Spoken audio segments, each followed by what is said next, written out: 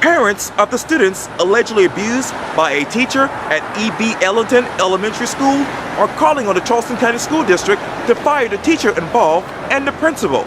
In this special edition of Quintin's Close-Ups, I speak exclusively with attorneys Mark Peper and David Aylor one-on-one. And be sure to download the free Quintin's Close-Ups app in your Apple or Google Play stores. Well, gentlemen, it's so good to see you again. Good to be here with you. I appreciate this. Happy New Year. Likewise. Yeah. Quintin, good? Everybody good? Oh, everyone's great here. Good. Yeah, man. Great to see you. Likewise. Well, let me jump into the obvious, and this is the press release that came from you guys, and it reads this, the headline: Parents of abused Ellington Elementary School students call on Charleston County School Board to immediately fire teacher and principal. And you said this, quote, the result of our investigation has revealed instances of multiple students being physically abused as a routine form of discipline by a second grade teacher at Ellington Elementary School, including but not limited to pencils being thrown at students and their mouths being taped shut. My question is this: where are you emotionally with this information?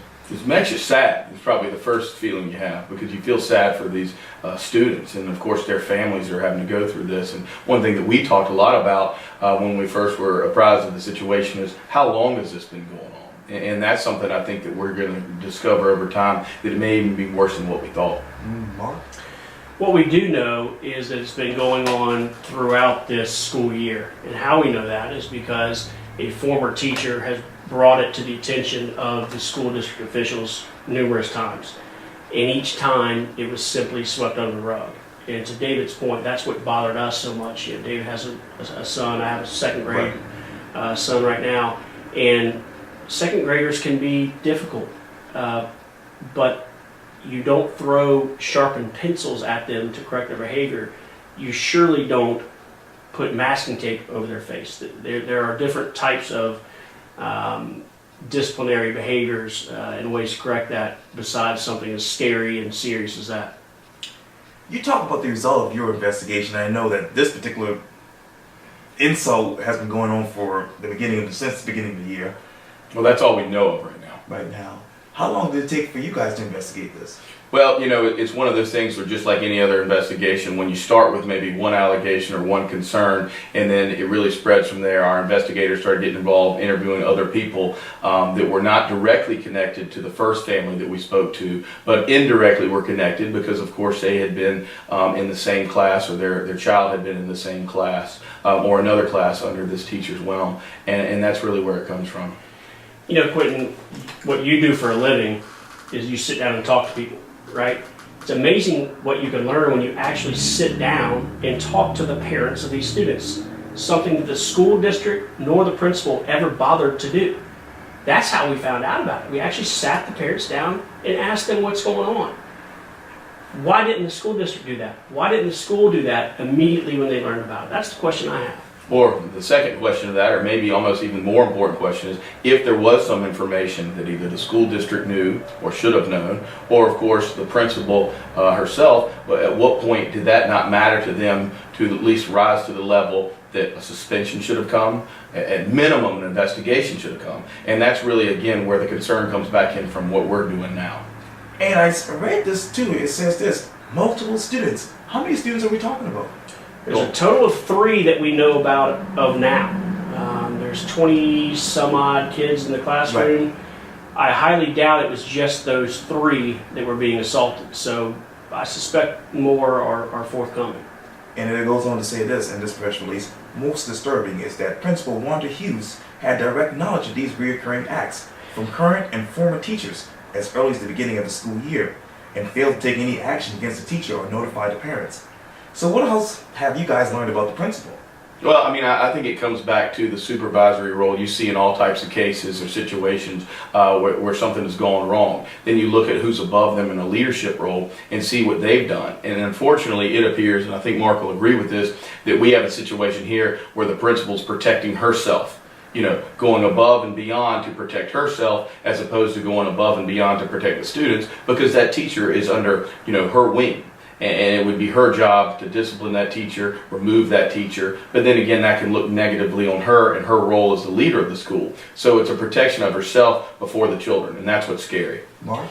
Yeah, it's easy to fall into the pattern when the pattern is simply sweep it under the rug, weather the storm, everything will be fine. When that becomes the norm, that's what she's going to do. And that's become the norm at that elementary school since the former principal passed away and Ms. Hughes got appointed.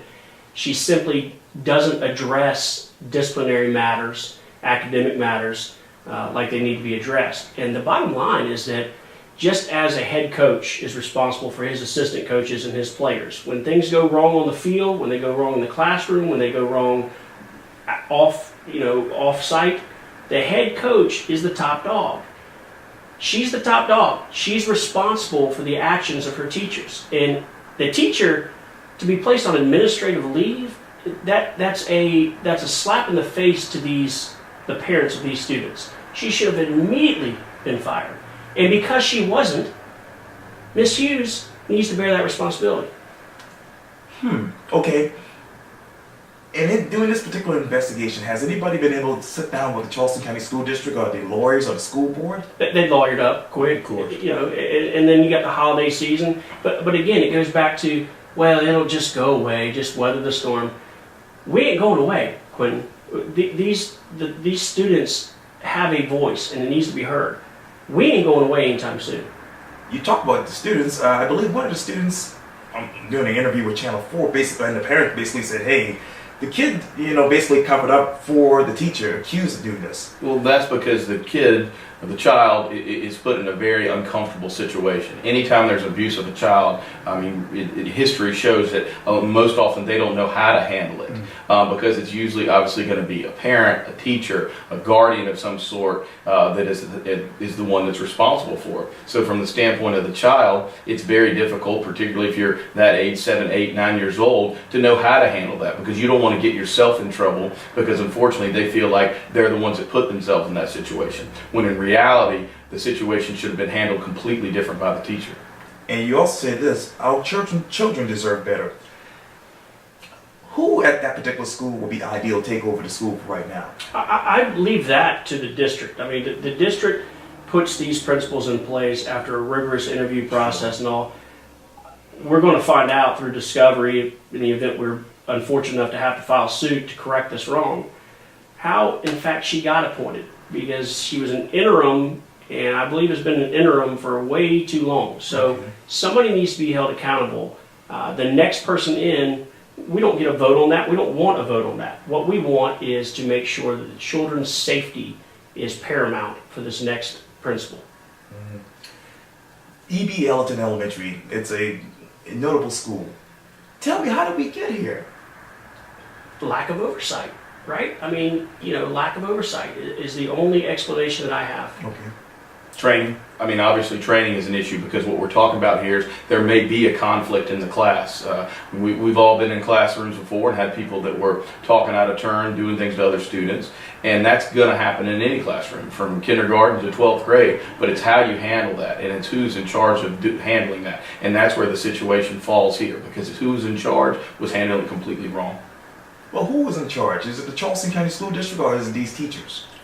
It really kind of falls downhill. You start with the school district, but then it's who they hire, who they put in place as far as their administrators go, who they then put in place as far as the teachers go, the teachers' assistants go. Every member of the faculty and staff plays some role in those children's lives, even the janitorial service, everybody does. And particularly when you're talking about very young people here, people that are in the second, first, third grade, whatever it may be, how they're handled and who handling can make a big difference. Because there are some teachers that maybe are great teachers for a junior high or high school that don't do so well with a second grader or third grader and vice versa. And that's really where the hiring process and the vetting goes to the higher up, goes to the principals, goes to the assistant principals, and then of course the board itself that brings in these people.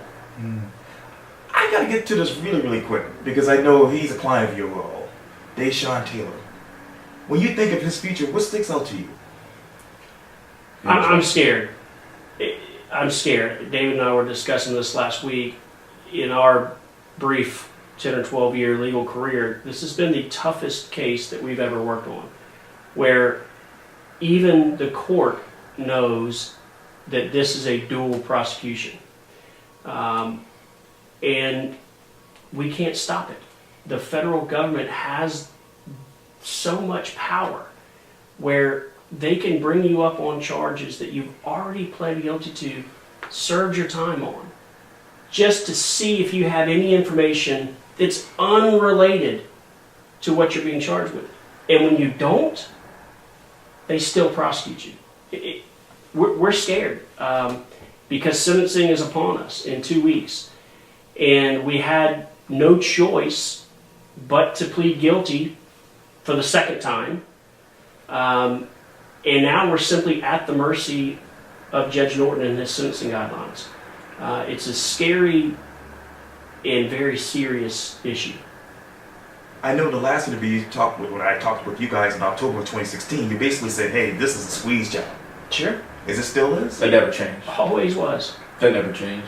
And unfortunately, it's a legal squeeze job, meaning it's legal. But everything that's legal doesn't make it right. Wow. Well, you have something to say? Oh. No, I just, unfortunately, I'm speechless with Mr. Taylor's.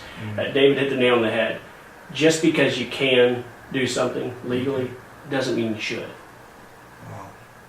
Well, David Aylor and Mark Pepper, thank you so much for your time. I really appreciate this. Always Thank good you. to see Happy you, holidays Quintin. to you, buddy. Likewise. Yeah, thank you.